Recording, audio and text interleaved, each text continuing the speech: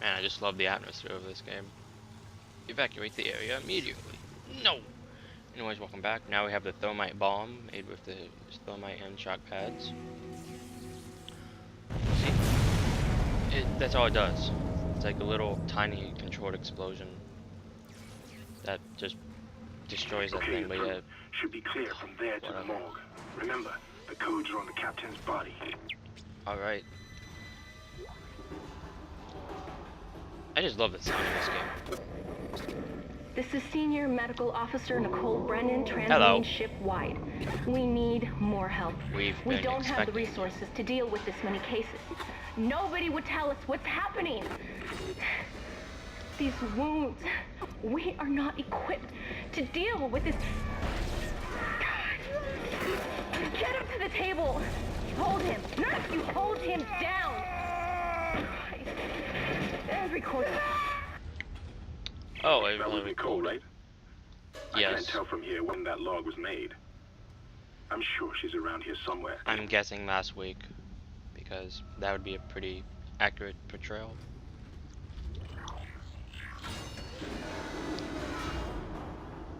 God. This room is one of my least favorites, and like, in fact, a lot of the rooms are my least favorite. All of the rooms I don't like.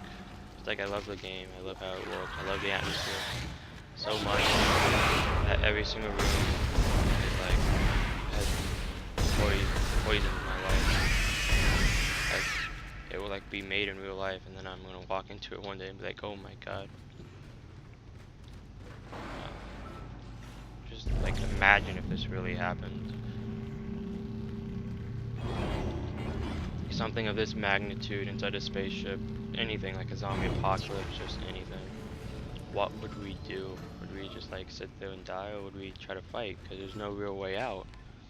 If we get to a space shuttle and escape pod, and we try to escape, and then we mess up, and there was one that somehow gets on board, what would we do? It would just be an endless way of never being able to endless route of never being able to run away. Which in turn would actually be interesting. Good thing I said without him.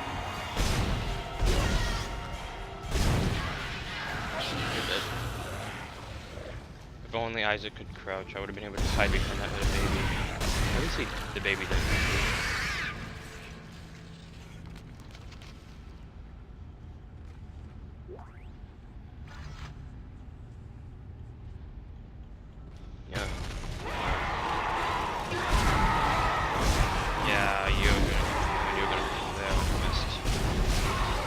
Oh, I missed.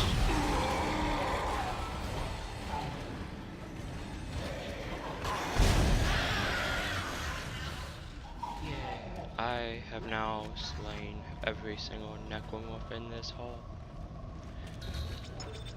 I can imagine a Caboose voice in the background going, I am the necromorph slayer, and then he gets his head chopped out. Definitely want that. I don't even care if it just breaks up. 3. I'm really just out there.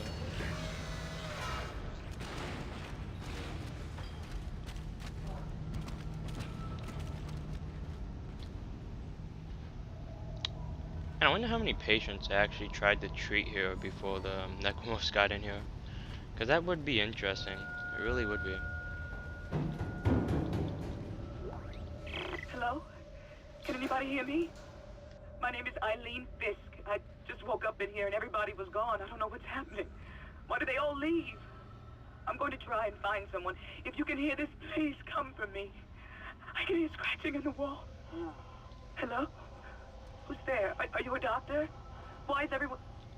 Wait, I know you. You're Carrie, the sister from the colony. You killed that nurse. Help! Somebody help me! Please!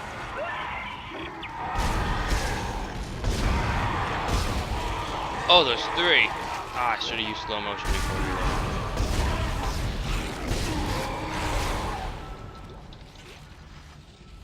I didn't know there was going to be 3.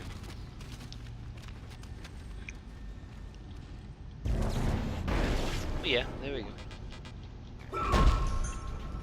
someone just got killed by the necromorphs, and now they're gonna end up living a happy, sad life and death, the afterlife.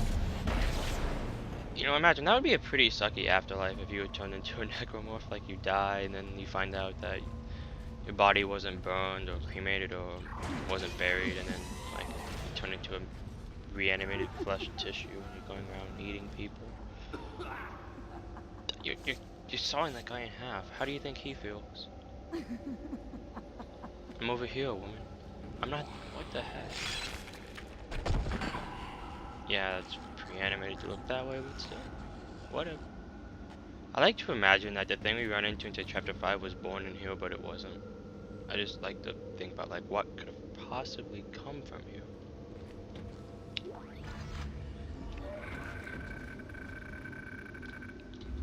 And the introduction of 2 new enemies is coming.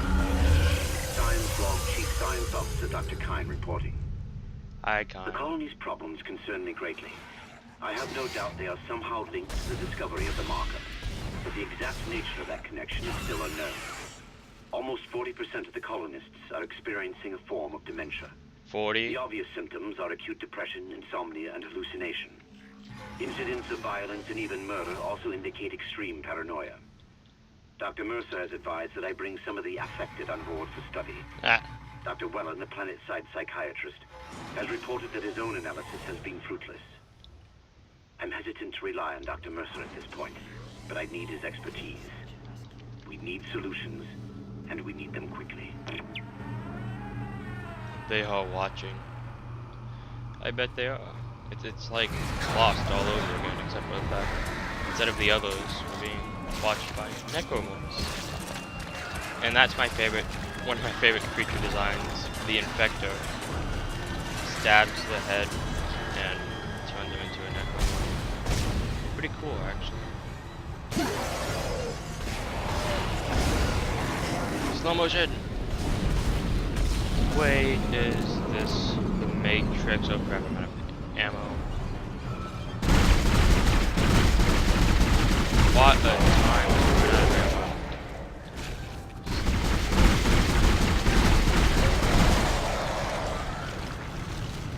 My slow motion missed. Lovely.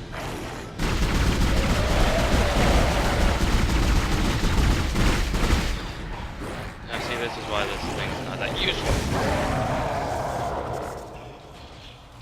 I like to think that this thing is completely useless, in fact, against all these.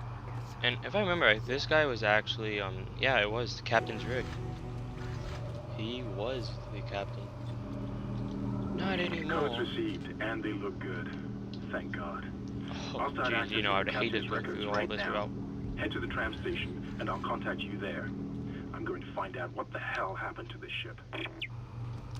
You know, Isaac's life is really messed up after this point.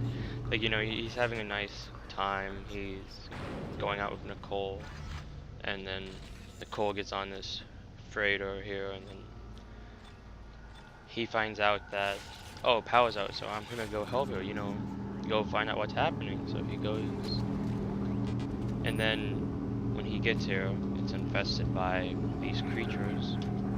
And, you know, he does everything he can to stop them.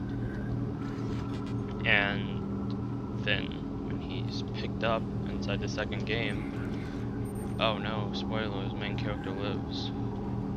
Whoops. Of course not. But when he gets picked up inside the next game, he is charged with destroying the USG Ishimura. Well, I don't know if he's charged with... He's definitely charged with something. Not like he was going to court. He's considered insane.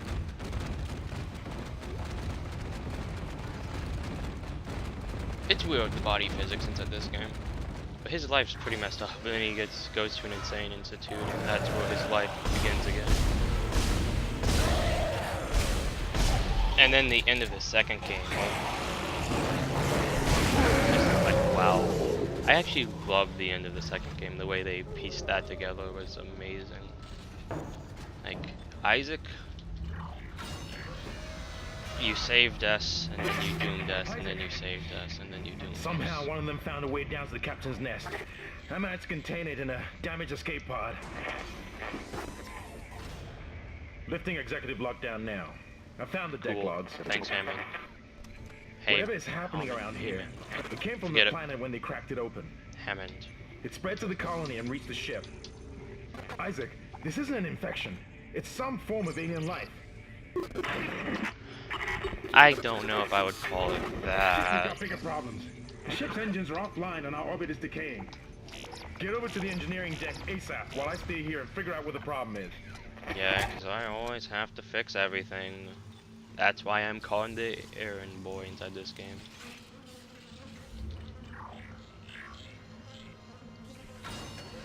But that's it for this chapter. We are now done. And come on, walk around there. Love the sound effects. As far as I know, you never. This right here is the 100% safe zone of the game. Besides like 1 or 2 other spots.